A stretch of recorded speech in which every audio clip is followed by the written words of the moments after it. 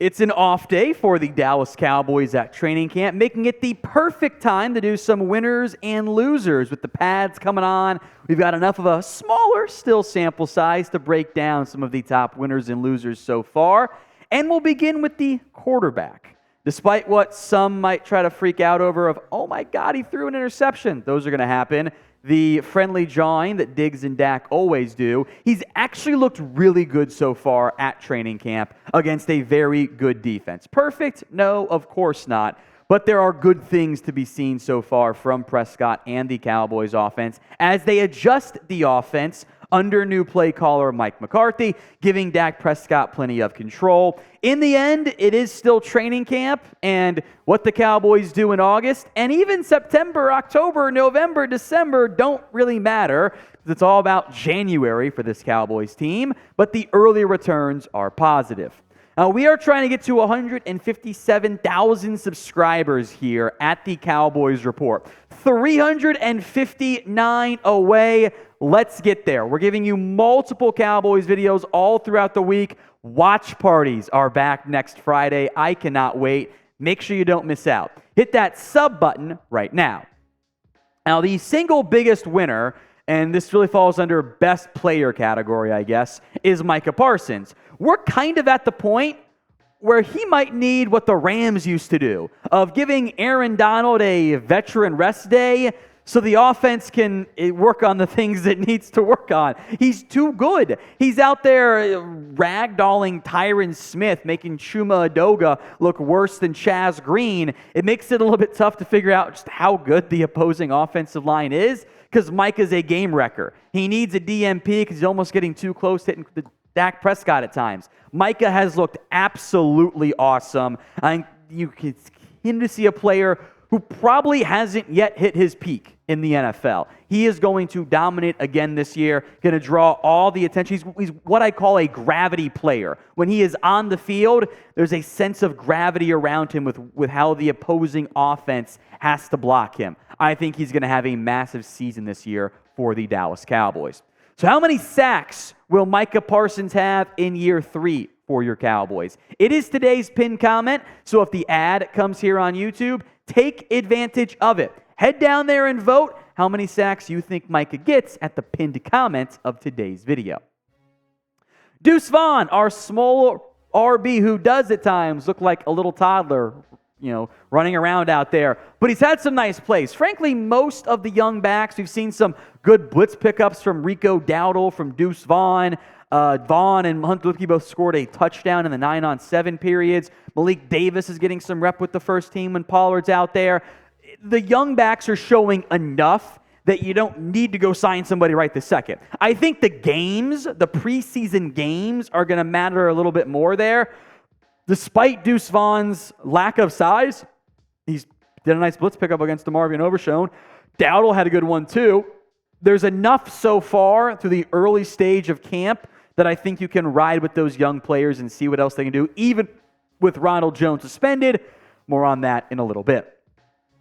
Let's talk the young wide receivers here. By the way, CeeDee Lamb looks great. Brandon Cooks looks great. And Gallup looks a bit more like his old form. It's also August, so a lot of positive things out there. But 3 young wide receivers continue to flash throughout camp, both pads and without pads. Jalen Tolbert looks a hell of a lot more confident. That is a big deal for him. He did not have confidence last year. He looks more like the South Alabama guy that a lot of us liked coming out. Kevontae Turpin is getting involved in the offense. Still might go down a bit quicker than I'd like, is still undersized, but he's shown some flashes as a pure receiver. Maybe it was a Kellen Moore thing that he wasn't involved. That'd be nice if it changed this year. And Jalen Brooks, who I think was kind of the overlooked man at wide receiver as a 7th-round pick. A lot of us were more hyped about Jalen Cropper, who's flashed some too, by the way, since he was the more touted prospect. No one really paid that much attention to Brooks. He continues to impress, and there's special teams value there. He's a pretty solid blocker. That was the big buzz on him coming out of South Carolina. The big positive we frequently mentioned, can block and play special teams. In a battle for wide receiver, maybe it's just Tolbert at 4 right now, but 4 through 6-ish, those 3 impressing early and often. So of your young wide receivers, we'll throw in Fehoko, maybe a Dennis Houston, Moreno Cropper as well. What is your confidence level in that young group? Scale it for me from 1 to 10 in the comment section. Mazi Smith is next up here, and I think Osa Odigizua has been your best interior defensive lineman so far, but it's the first-round pick. You knew we were going to mention him here. You've seen some flashes of that power. There's a rep against him against Matt Farniok where Farniok is false starts, gets set, Mazi fires off and abuses him. There is still some times where Mazi isn't as quick as you want off the ball. That might just be some adjustments to come in life in the NFL. But I also loved his quote that he gave on football in general. I know what I'm supposed to do. I'm on the payroll for a reason. I'm doing my job. I don't do no talking. I get straight after it. I'm trying to hit you. I don't have to say anything. I don't even like football. I like hitting people, period. It felt good. It felt like home. It's an all-time quote from Mazi Smith. There's also this all-time T-shirt. CeeDee Lamb was wearing this after Tuesday's practice wrapped up. It is the NFL Jam shirt. Looks just like this one. This is the one you can buy from our friends over at Fanatics. Head over to chatsports.com/CowboysJam to get that T-shirt. Not just Dak and Lamb available, by the way. Supplies limited here, but it's Trayvon Diggs and Micah Parsons. And there's a throwback one. Troy Aikman and Michael Irvin available as well. That link's in the comments section and the description of today's show. It's chatsports.com/CowboysJam. Go get yours today. I bought one for myself and a buddy. I think you guys should get yours as well. Juany Thomas, not a household name, certainly not. And Marquise Bell was impressed, by the way, some too. Overall, a lot of good positivity coming out of Cowboys camp early on. But Juany Thomas has drawn praise from Mike McCarthy. He's flashed some, getting some reps with the ones. He got a chance last year before he ended up getting hurt and then was able to redeem himself and looks healthy right now. I would not rule out Thomas as a surprise player to make the Cowboys roster this year. DeMarvion Overshown is next up here. I promised you guys we talk about Overshown. The reason why he's on this list, there haven't been that many chances for linebackers to thrive. Van Der Esch had good coverage but got beat by Hendershot on a great throw from Prescott. But the reason why Overshown's on this list, he has gotten some reps and some work with the green dot on his helmet, signifying the defensive play caller, the guy that has the coaches in his ear. That is rather uncommon for a young linebacker to get those reps, especially a third-round pick. That shows, A, the Cowboys want to see what Overshown can handle. The last time I remember a linebacker getting those reps for the Cowboys was Micah Parsons. Very different players. You're not getting Micah Parsons 2.0, but the fact that Cowboys coaching staff is giving him that responsibility is a really good sign for a first-year player.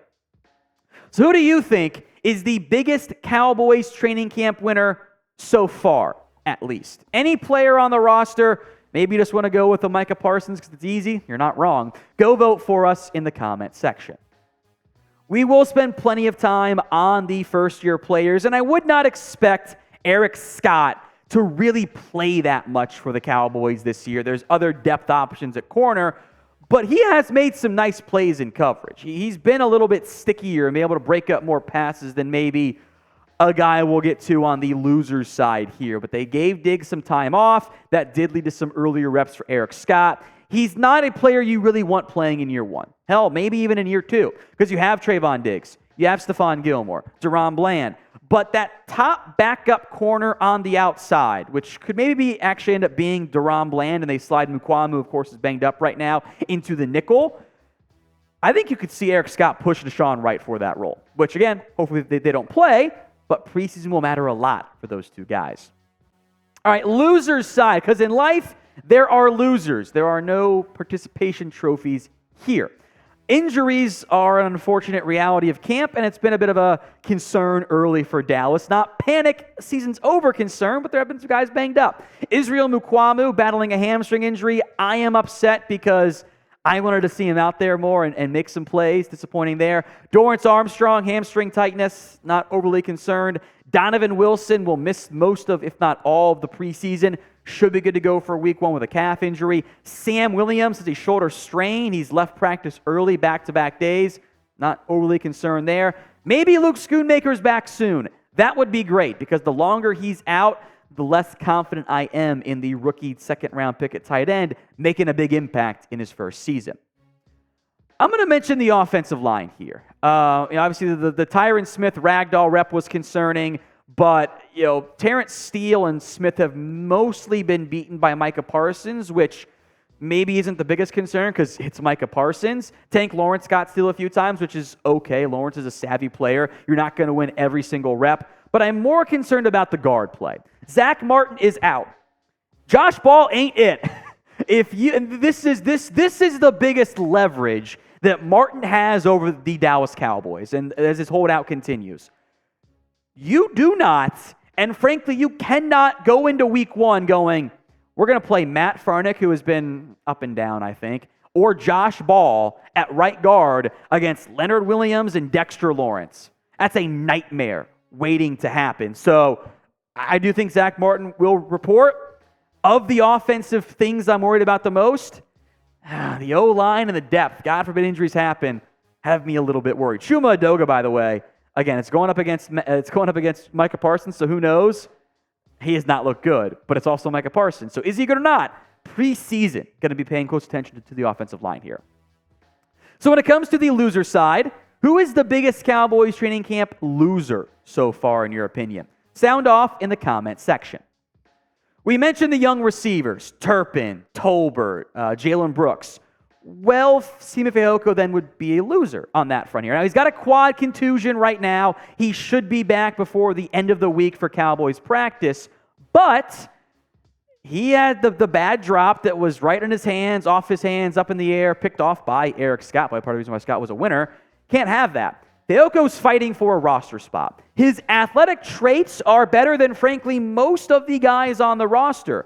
But if he's not getting open, if he's not making plays, it's kind of now or never. I like the pick out of Stanford. He has to start showing a little bit more if he's going to beat and win that final spot over against a guy like a Brooks or a Turpin or even a Jalen Cropper.